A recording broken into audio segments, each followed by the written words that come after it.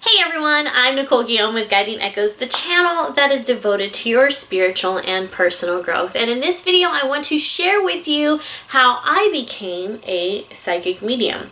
Now, I guarantee it's unlike any story you've heard before because this is not a testimony where I grew up seeing dead people. I did not get into a car accident. I was not given like 6 weeks to live. There was no health crisis that I went through.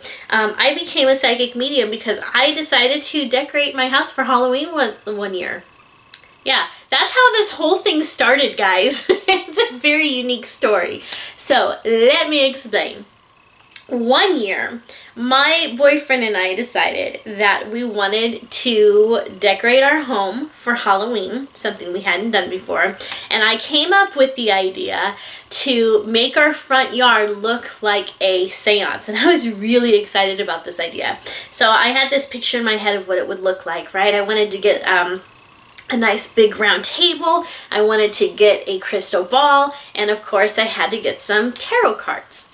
So I went onto Amazon, because where else do you go when you need metaphysical things, right? So I went onto Amazon and I started looking at different tarot cards. And some of them were pretty, some of them were and I wanted to find a deck that wasn't going to be too scary. So I was looking for a deck that had some nice images in it. And I came across a deck called the Wizard's Tarot. Sadly, it is no longer in print, but it remains my favorite deck to this day. So I ended up stumbling across that deck, and as I was looking through the pictures, I fell in love with it because the artwork is just gorgeous. It is gorgeous. And I looked at the price and it was $30, and I was like, don't know if I want to spend $30 on a deck that I'm going to use as Halloween decorations. Because in my mind, I'm already thinking, I'm going to have these things outside. The wind can blow them away. They can get rained on. Someone can steal them. I'm thinking, $30 is kind of a lot of money to pay for, you know, little pieces of cardboard that are going to be outside my house. So I ended up putting it on my wish list, or maybe I put it in the cart, I don't remember. But anyways, I saved it, right? So I could go back to it if I wanted to. Continue to look at other decks, but I couldn't find one that I liked as much. So I went to bed that night, and that deck haunted me. It was all I could think about. I could not stop thinking about the Wizard's Tarot deck. So finally, I ended up purchasing it. I want to say I got up at like 2 or 3 o'clock in the morning and finally bought it because if I remember correctly, I couldn't sleep. Like, I just kept thinking about this deck. So finally it was like, if I buy it, I can sleep. I'm not going to be thinking about this deck anymore. It'll be on its way to me. Like, I swear, it was haunting me. I was obsessed with the thought of this deck. So, went ahead and purchased it. And after I purchased it, felt a sigh of relief and didn't think about it again. So a couple days go by, and I get this mysterious package in the mail from Amazon, and I'm sitting there like, what the heck did I order? Like, I couldn't remember what it was that I ordered. So I open up the box, and I'm like, it's my tarot cards! Like, I totally forgot about them.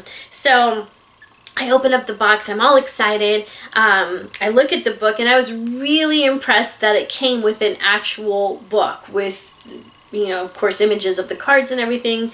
Even then, I didn't know that was unusual, but I wasn't expecting that type of a book, so I was like, wow, this is amazing. It comes with this actual legit book and these gorgeous cards. So as I started going through the cards, I was like, these are way too pretty to use as decorations.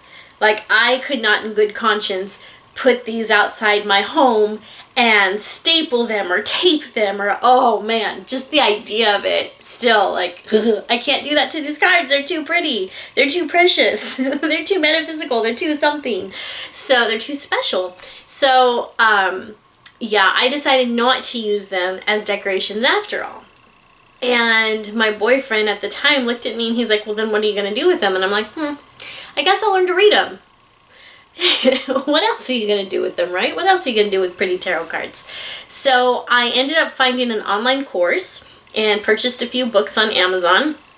on how to read tarot, and it turned out that I had a natural knack for reading tarot, and I quickly became one of the best students in that class. And as I was reading tarot for some of the other students, it turned out that I was profoundly accurate, which was of course very exciting to me, and a little unnerving, I think, to some of the other students. They're like, why is she so good at this? So that was a lot of fun. So after I guess you could say graduated from the tarot course, I thought to myself, I wonder if I could make a business out of this. Like, I wonder what would happen if I just started, going online and telling people that I did this, and, what kind of business could I drum up? So I put together this really horrible little website. Of course, if you go to my website now, as of the time of this recording, it's still a horrible little website. But anyhow, so I made this horrible little website, Guiding Echoes, and I put a little sales page on there, and at the time I just offered tarot readings because I didn't do psychic mediumship yet. That was not something that I was aware I could do.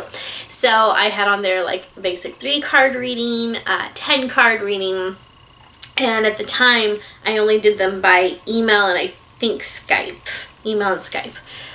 So I ended up getting some clients, and that was really exciting. And then a very interesting thing began to happen.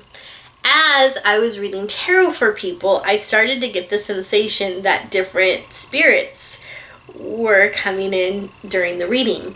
And the one that I remember the most is when, well, let me back up a little bit. I didn't understand what was happening. So as I was reading tarot for people, it was clear that different spirits were coming through, and I was seeing them in my mind's eye. My clairsentience, which is clear feeling or intuitive feeling, was very open, and I was very aware that I was sensing an actual spirit, an actual entity. But I didn't know what to do with that. It was confusing to me. And every once in a while I would stop the reading and say, this is going to sound weird, but I have a spirit coming through, and he says he's your father. He's your father on the other side. And of course the people would validate. They always validated who came through. And even as that was happening, I didn't consider myself a psychic medium because I wasn't meaning for anyone to come through. It wasn't my intention for that to happen. They just started coming through. And I didn't realize I was a psychic medium until one of my friends told me, if you're communicating with the dead, you're a psychic medium. Hate to break the news for you, but that's what a psychic medium does. So it was through one of my friends that she's like, that she put the puzzle pieces together, as obvious as they were. And I was like, what? No, you're crazy. I'm not a medium. And but the real icing on the cake for me was when I was reading tarot cards for one particular client, lovely woman, and while I was reading her cards, 2 spirits came through. They were both male figures, and they seemed to be rather young. I would say early 20s, probably around the ages of, I want to say 22, 24, somewhere around there. So the image that I got still kind of rattles me, was so very crystal clear. It was in my mind's eye, but crystal clear. And I still remember them, of course, to this day. The one spirit had a gray hoodie on, and he was crying. And next to him was another spirit. He was a blonde, good-looking guy in a button-down white shirt, and he had his arm around the guy that was crying. So as the guy was crying, the gentleman with the blonde hair was saying, it's not your fault, it's okay, like no one's mad at you.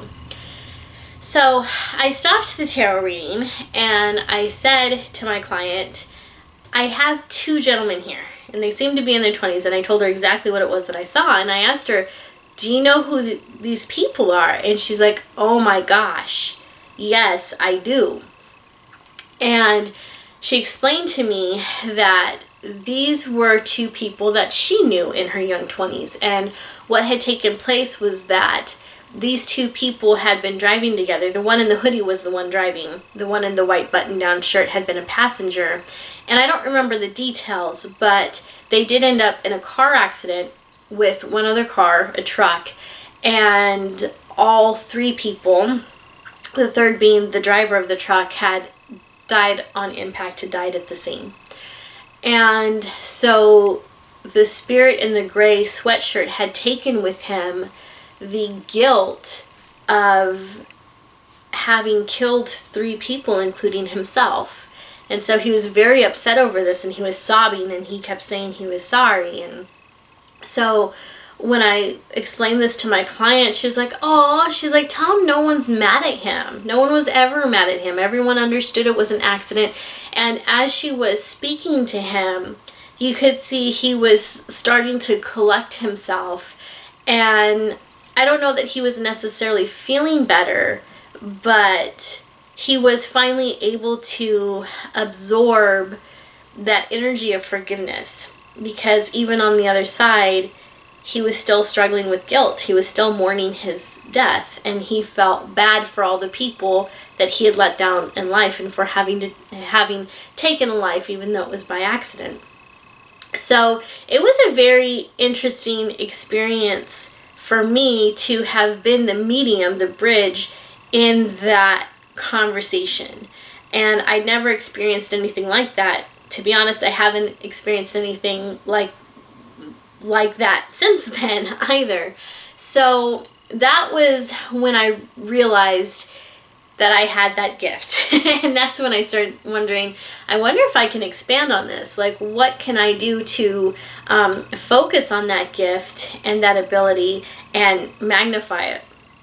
And so this happened, I want to say about 7 years ago. I don't exactly remember when, but that experience where I would read tarot and spirit would come through just continued to happen over and over again. Sometimes angels would come through too. So it was a really interesting experience. And I don't remember at what point I decided to just start reading people straight for the psychic mediumship aspect, and when I put the cards away. But I just noticed that it didn't seem like I needed the cards anymore to do psychic readings. I could tune into people's energies and use my intuition without those tools to get an idea of where their relationships are going, or what was happening on their financial path, and help them to figure out where their journey was leading them based on their current energy and the current choices they were making in life, whether they told me about them or not. And so from there, it just, I guess, became this natural expansion, and I started reading different books on mediumship. The ones that I like most are by Gordon Smith. Like, he has some really good books. And then Mavis Patia, I haven't had or maybe it's Patella. Maybe I'm totally messing up her name. I don't know. I haven't been able to find any books from her, but I binge watch her things on YouTube. So if you're a new medium, those are two well-known mediums that I would recommend that you watch and observe. Oh, and then also Alison Dubois, who inspired the show Medium, is a good one to observe too. She does more criminal investigations, and she did a lot of missing persons cases based on her ability to connect with the dead and even to head tap the living. So very fascinating mediums. So anyhow, that is how I became a medium. And if you're a new medium and you would like to share your story with us, I would love to hear all about that. So you can tell me about that in the comment section down below. And if you're also a new medium and you're wanting to just figure out, I guess, how you can expand your gifts, or you want to talk, or you have questions, I should put it that way. If you have questions about your newfound abilities as a psychic or a medium, or possibly both, put those in the comment section down below too. Now, I don't answer every comment that comes through, because I do get a lot of them, but I do read all of them.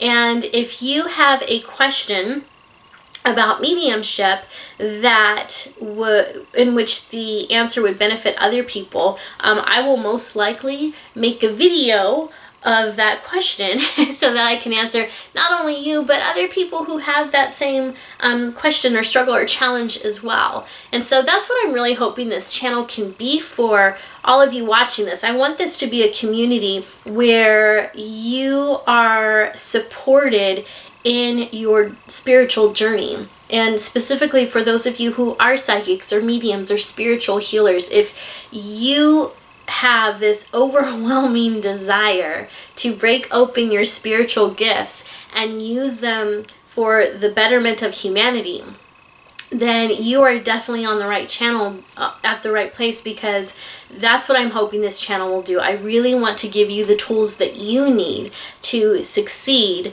as a spiritual person, unlocking your spiritual journey and spreading all the joy, love, and healing that you can on this earth.